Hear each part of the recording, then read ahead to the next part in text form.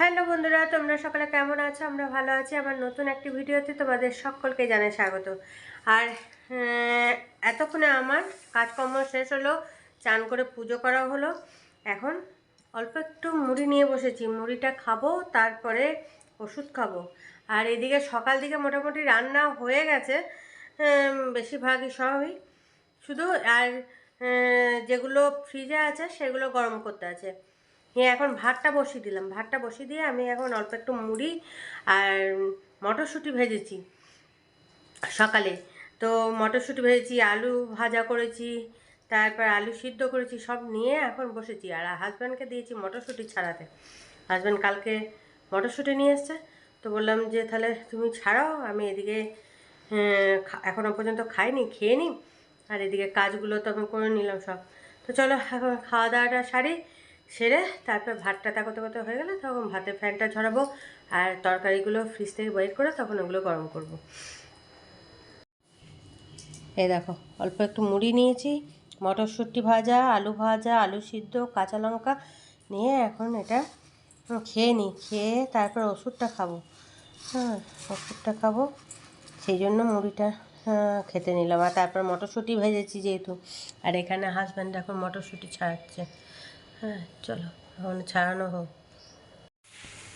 তো চলো, সকাল সকাল তো রান্না অনেক আগেই হয়ে গেছে, যেটুকু করার করে নিয়েছিলাম। আর বাকি যেগুলো ফ্রিজে ছিল সেগুলো বের করে গরম করতে নিলাম, সব গরম করাও হয়ে গেছে।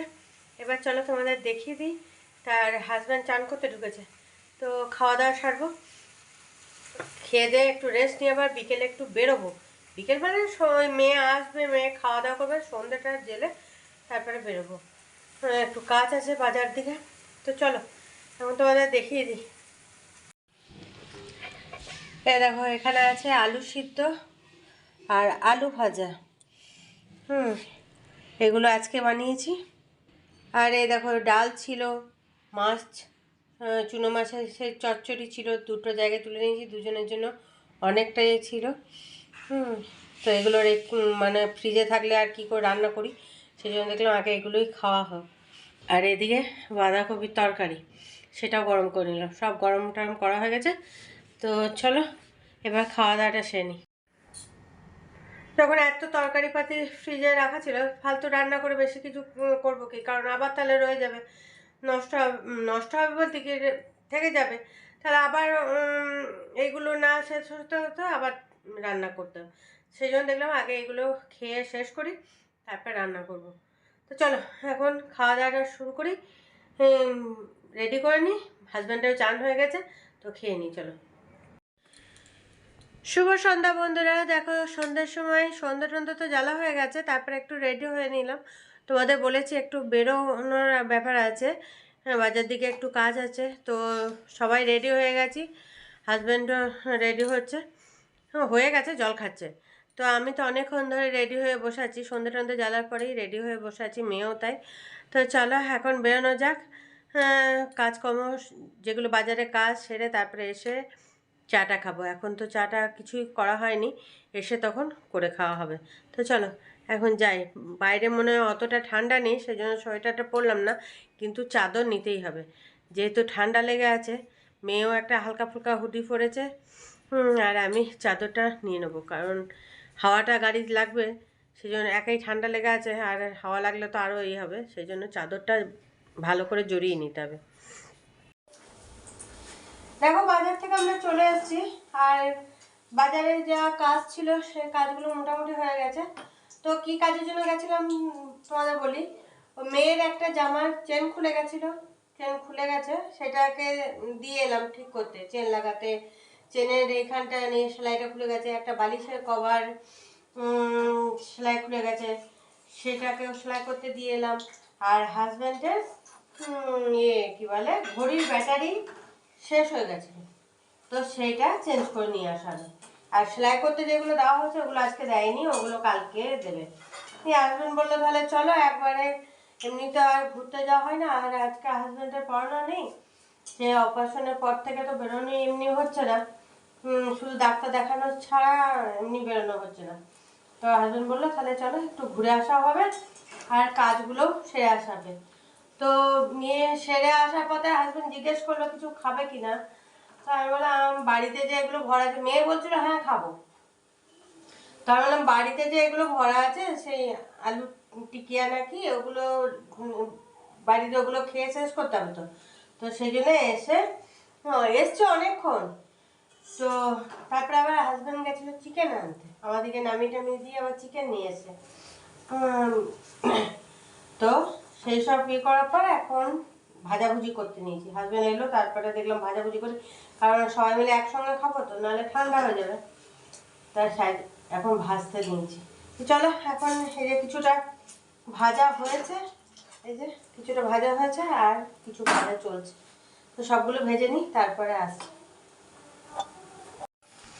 তো এই দেখো ভাজা চলছে এখন, আর এখানে ভাজা হয়ে গেছে, আর একটা পিঠ হয়েছে আর একটা পিঠ উল্টিয়ে দিলাম, তো আর একটা পিঠ হচ্ছে। তো সবগুলো ভেজে নিই, আজকে মোটামুটি সবগুলোই ভাজবো, ভেজে সব খাওয়া দাওয়া করে নেবো।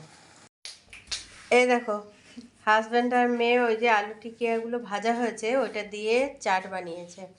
এইটা মেয়ে, টমেটো সস দেওয়া যেটা সেটা মেয়ে, আর এটা হাজব্যান্ডের। বাবা টমেটো সস দেবে।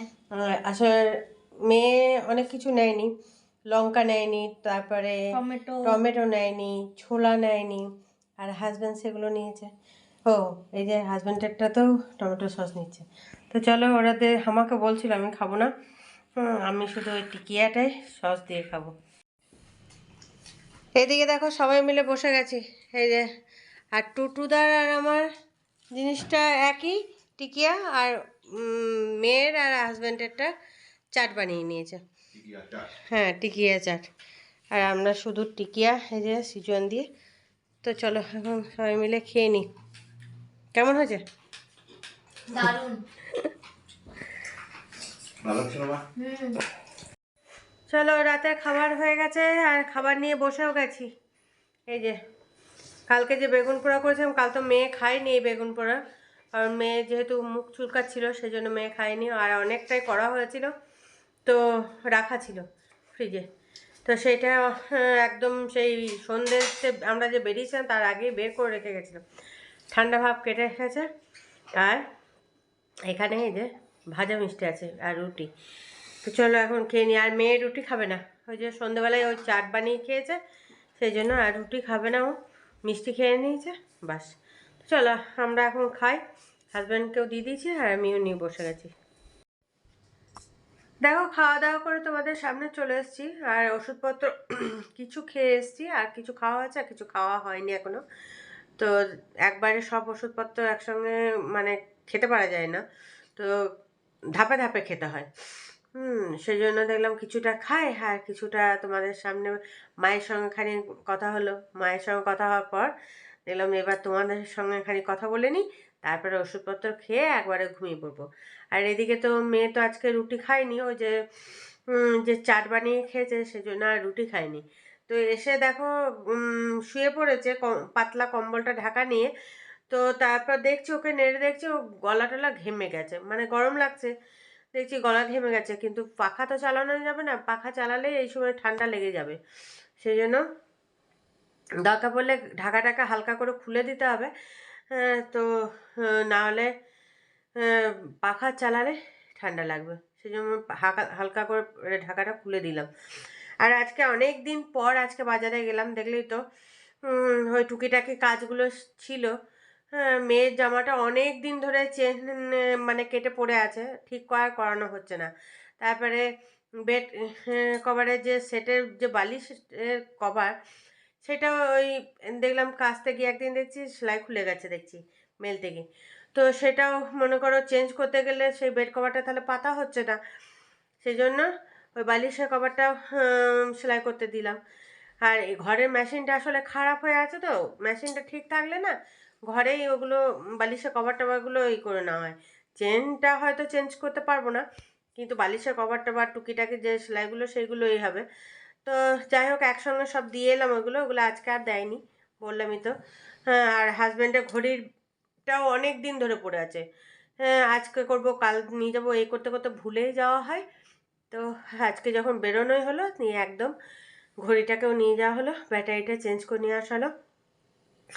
আর হাজব্যান্ড বললো অনেক দিন বাড়ি থেকে বেরোনো এমনি হয়নি, আর আমার টিউশনে থাকলে বেরোনো হয় না সন্ধ্যের দিকে, তো আজকে টিউশনেও নেই, তাহলে চলো একটু এইগুলো কাজগুলোও হবে আর একটু ঘুরে আসা হবে।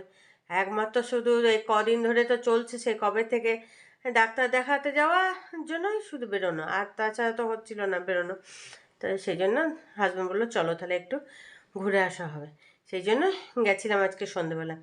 তা চলো আর বেশি বকো বকো করবো না। আর কি মশা হয়েছে কি বলবো তোমাদের, অতিরিক্ত মশা। আজকে তো সন্ধেবেলায় বলছি, দুপুরে যে শুয়েছি দেখছি একদম মৌমাছির মতো মশা হচ্ছে। তো গুড নাইট জ্বলছে, গুড নাইটেও কোনো কাজ হচ্ছে না। মেয়ে সন্ধেবেলা পড়তে বসেছে, তো যে দিকগুলো একটু আড়াল পাচ্ছে সেই দিকগুলোতেই মশাতে কামড়াচ্ছে, পিঠে ফিটে তার পাগুলোতে। তো কি করব, গুড নাইটে তো কোনো কাজ হচ্ছে না, গুড নাইট তো সেই বিকেল থেকে জ্বলছে, এই দুপুর থেকে। তো লাস্টে একটা ধূপকাঠি জ্বালিয়ে দিলাম, মশা মারার যে ধূপকাঠিগুলো সেটা জ্বালিয়ে দিলাম, তবে একটু মেয়ে পড়লো, নাহলে তো ওকে কামড়িয়ে কামড়িয়ে শেষ করে দিচ্ছিলো। তো চলো, সব জায়গাতেই শুনছি মশা হয়েছে, মশাটা বেড়ে গেছে, মাও ফোন করে বলছিল অতিরিক্ত মশা হয়েছে। তো কিছু করার নেই, হ্যাঁ এখন থেকে যদি এত মশা হয় তো গরম যখন বাড়বে তখন তো আরও মশা বেড়ে যাবে। তো চলো, ওদের হ্যাঁ সারা শীতেও মশা ছিল, তবে একটু কম, ঢাকাঢুকি নিয়ে থাকলে বোঝা যেত না। কিন্তু এখন না ঢাকাঢুকি নিয়ে থাকা যাচ্ছে, না পাখা চালানো যাচ্ছে, কিন্তু মশার উৎপাত অতিরিক্ত বেড়ে গেছে। তা চলো ভিডিওটা এখানেই শেষ করছি, কাল আবার একটা নতুন ভিডিও নিয়ে চলে আসবো তোমাদের সামনে। ততক্ষণের জন্য তোমরা সুস্থ থেকো, ভালো থেকো, tata, bye bye, good night.